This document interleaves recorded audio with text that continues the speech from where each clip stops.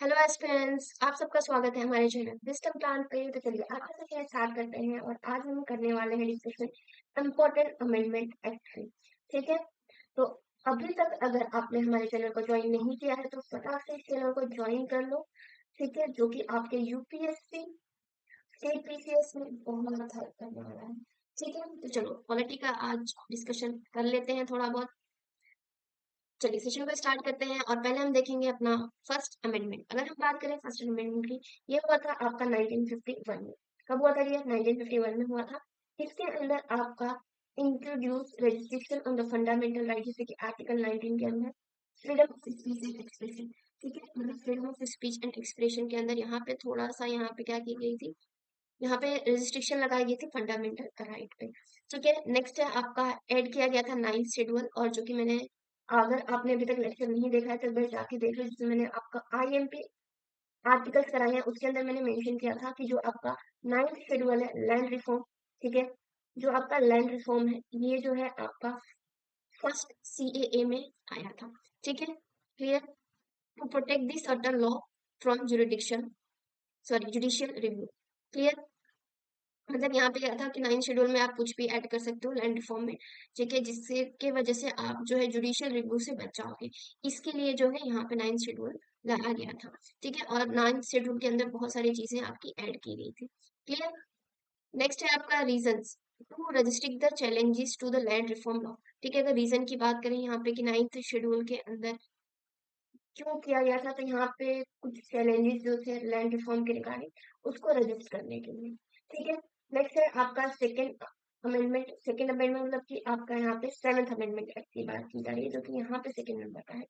ठीक है, जो कि आपका 1956 में हुआ था। अब बोलोगे इसके बीच के कहाँ गए? अरे इसके बीच के उतने इंपॉर्टेंट नहीं है, तो यहाँ पे हम आईएम पे डिस्कशन कर रहे हैं। ठीक है, तो यहाँ पे अगर सेवेंथ अमेंडमेंट की बात करें तो यहाँ पे reorganisation state based on language. ठीक है, इंपॉर्टेंट है। लैंग्वेज के बेस पे आपका यहाँ पे स्टेट को क्या किया गया? रीऑर्गेनाइज किया गया। और सबसे पहला जो लिंग्विस्टिक स्टेट था वो कौन सा था? आपका आंध्र स्टेट। ठीक है, याद रखिएगा यहाँ पे आंध्र स्टेट मैंने बोला है, आंध्र प्रदेश नहीं।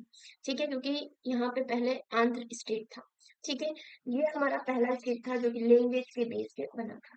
ठीक है, and abolish the classification of state as a part A B C और डी।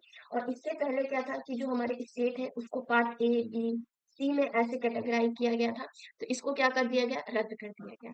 ठीक है, फिर आता है आपका 9th अमेंडमेंट एक्ट, जो कि आपके 1916 में हुआ था, जिसके अंदर बेरूबारी यूनियन हुआ था, जिसके अंदर क्या गया था? 100।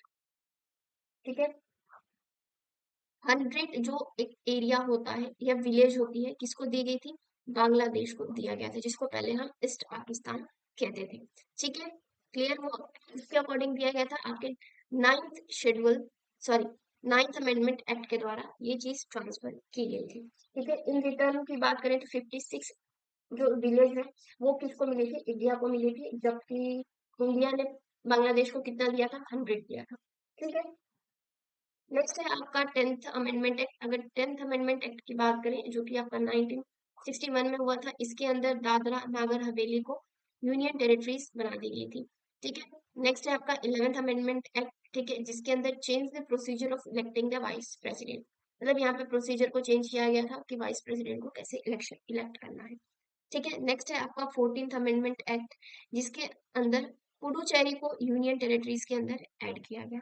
ठीक है, देन है आपका 24th अमेंडमेंट एक्ट, जिसके अंदर made it mandatory of the president to sign a constitutional amendment bill. ठीक है, मतलब यहाँ पे क्या किया? 24th कॉन्स्टिट्यूशनल अमेंडमेंट एक्ट लाए, और इसमें इन्होंने कंपलसरी किया कि, कंपलसरी मतलब कि आपके जो प्रेसिडेंट है उनको जो कॉन्स्टिट्यूशनल अमेंडमेंट एक्ट है इस बिल पे उनको कंपलसरी साइन करनी है। ठीक है, वो रिजेक्ट नहीं कर सकते इसे। ठीक है, रिकंसिडर करने के लिए नहीं कह सकते, ना ही उनको रिजेक्ट करना है। उनको सिंपल सा अगर लोकसभा और राज्यसभा ने पास कर दिया तो उनको सीधे सी साइन कर देनी है। ठीक है, ये कंपलसरी बना दिया गया ये 24 कॉन्स्टिट्यूशनल अमेंडमेंट एक्ट के द्वारा। ठीक है, नेक्स्ट है आपका 26 अमेंडमेंट एक्ट 1971। इसके अंदर राइट टू प्रॉपर्टी है, इसको क्या कर दिया गया? इसको फंडामेंटल राइट से निकाल दिया गया और इसको लीगल राइट बना दी गई है। ठीक है, लीगल राइट है, और ये आर्टिकल 300 ए के अंदर है। ठीक है, अब क्या है आपकी राइट टू प्रॉपर्टी क्या है, लीगल राइट है। ठीक है, इसको 25 CAA के द्वारा क्या कर दिया गया, फंडामेंटल राइट में से निकाल दिया गया। ठीक है, नेक्स्ट है आपका 26 अमेंडमेंट एक्ट जो कि 1971 में हुआ था। इसमें एबोलिश कर दिया था privacy first allowance given to the former royal families. मतलब मान लीजिए आपके पहले, फॉर एग्जांपल अभी तो जैसे कि आपका 1947 में इंडिया आजाद हुआ। ठीक है, 1950 में आपका जो है इंडिया बनी। ठीक है, कॉन्स्टिट्यूशन आया। जब कॉन्स्टिट्यूशन आया तो इसके अंदर क्या थे, कोई राजा था क्या, नहीं, राजा नहीं था। राजा का जो पोस्ट था वो हट गया था। अब जो है लोग इलेक्ट करेंगे। ठीक है, क्लियर। इसीलिए जो पहले के राजा थे, ठीक है, जो पहले के राजा थे या फिर उनकी फैमिली थी, उनको क्या दिया जाता था, अलाउंस दिया जाता था। ठीक है, क्लियर, अलाउंस दिया जाता था। इसको क्या कर दिया गया, इसको एबॉलिश कर दिया गया। ठीक है, 26 CAA के द्वारा। क्लियर। नेक्स्ट है आपका 42nd अमेंडमेंट एक्ट 1976, सबसे इंपॉर्टेंट है, जिसको मिनी कॉन्स्टिट्यूशन के नाम से भी जाना जाता है। इसके अंदर जो आपका प्रियम्बल है उसके अंदर चेंजेस किए गए थे।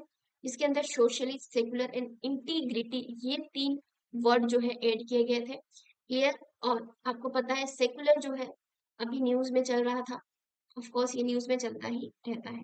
ठीक है, नेक्स्ट है आपका made the DPSP superior to the fundamental right. इसमें क्या किया गया कि जो डीपीएसपी है उसको सुपीरियर किया गया, किसके ऊपर, फंडामेंटल राइट के ऊपर।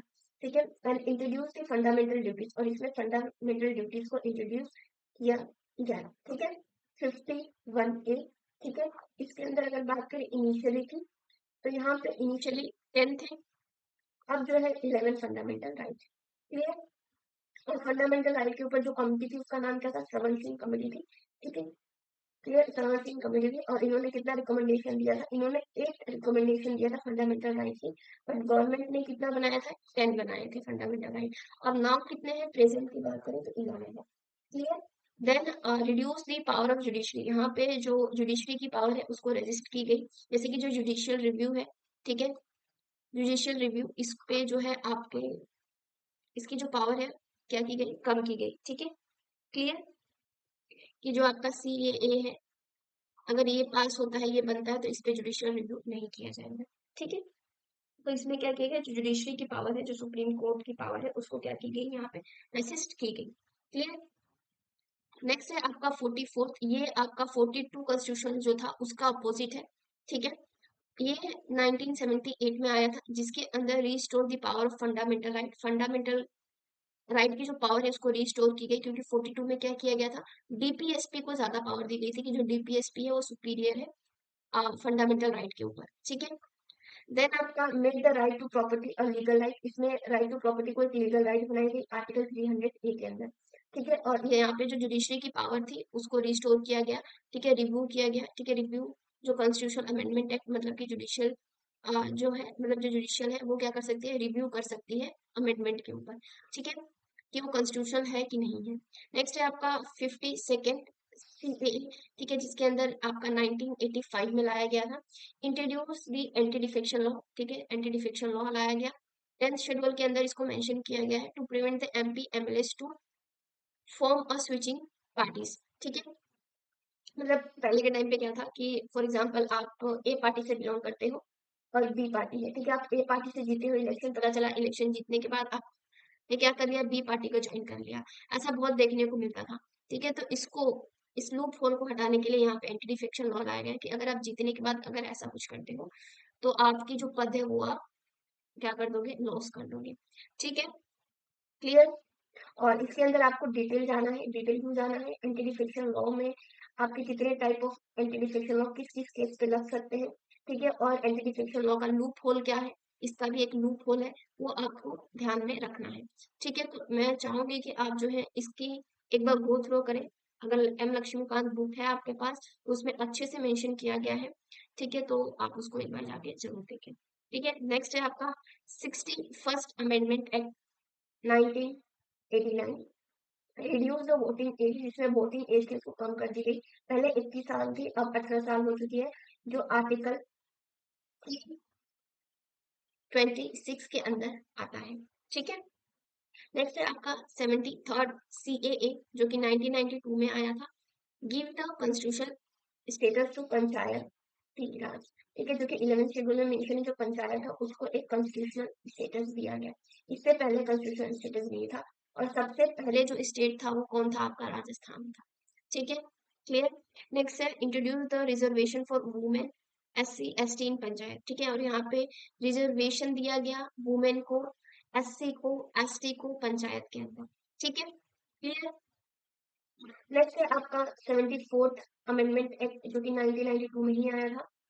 It give the constitutional status to municipality, जो कि 12th शेड्यूल में है। ठीक है, क्लियर। तो यहाँ पे याद रखिएगा, जो 73 है उसके अंदर पंचायती, और 74 जो है उसके अंदर म्यूनिसिपालिटी।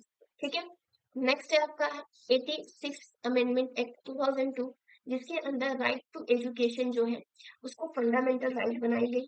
ठीक है, अंडर आर्टिकल 21 ए, क्लियर।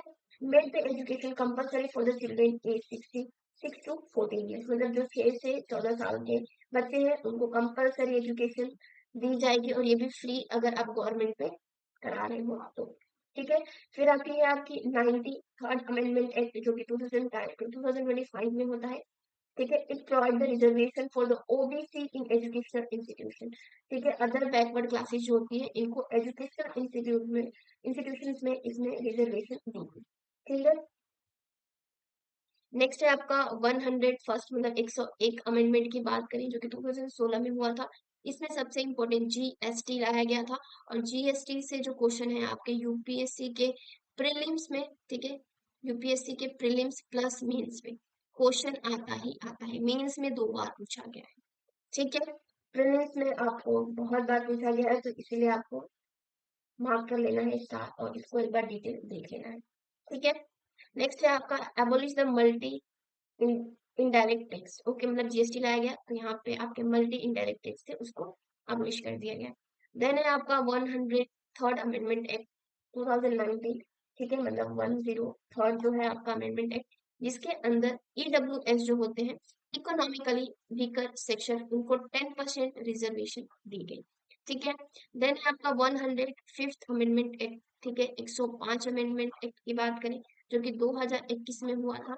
इसके अंदर it restore the state government power to make OBC list, मतलब यहाँ पे जो स्टेट गवर्नमेंट है इनको रिपावर किया गया, मतलब वापस से इनको पावर दिया गया। ठीक है, पावर दिया गया कि आप क्या कर सकते हो, OBC की लिस्ट बना सकते हो, मतलब जो भी अगर किसी पर्सन को OBC क्राइटेरिया में डालना है तो ये आपके पास पावर है। ठीक है, क्लियर। ये आपके 105 अमेंडमेंट एक्ट के द्वारा किया गया। ठीक है, तो यहाँ पे जो है हमारे कुछ इम्पोर्टेंट जितने भी CAA थे, मतलब कॉन्स्टिट्यूशन अमेंडमेंट एक्ट थे, वो हमने कंप्लीट कर लिया। और जहाँ पे मैंने मेंशन किया गया, मैंने किया कि इसको गो थ्रू कर लेना, तो आपको एक बार गो थ्रू कर लेना है। ठीक है, जैसे कि एंटी डिफेक्शन लॉ है, इसको आपको गो थ्रू कर लेना है। ठीक है, कि इसके कितने आपके किस किस केस पे आपको एंटी डिफेक्शन लॉ लग सकता है। क्लियर। इवन आपको एक बार लैंड रिफॉर्म भी देख लेना है। ठीक है, क्लियर, कि लैंड रिफॉर्म के अंदर आपके कितने अभी सब्जेक्ट है। क्लियर। तो चलिए, अगर आपने अभी तक हमारे चैनल को ज्वाइन नहीं किया है तो इस चैनल को ज्वाइन कर लो। ठीक है, इस सेशन को लाइक करो, अपने दोस्तों के साथ शेयर करो, पढ़ाई करते रहो। ठीक है, और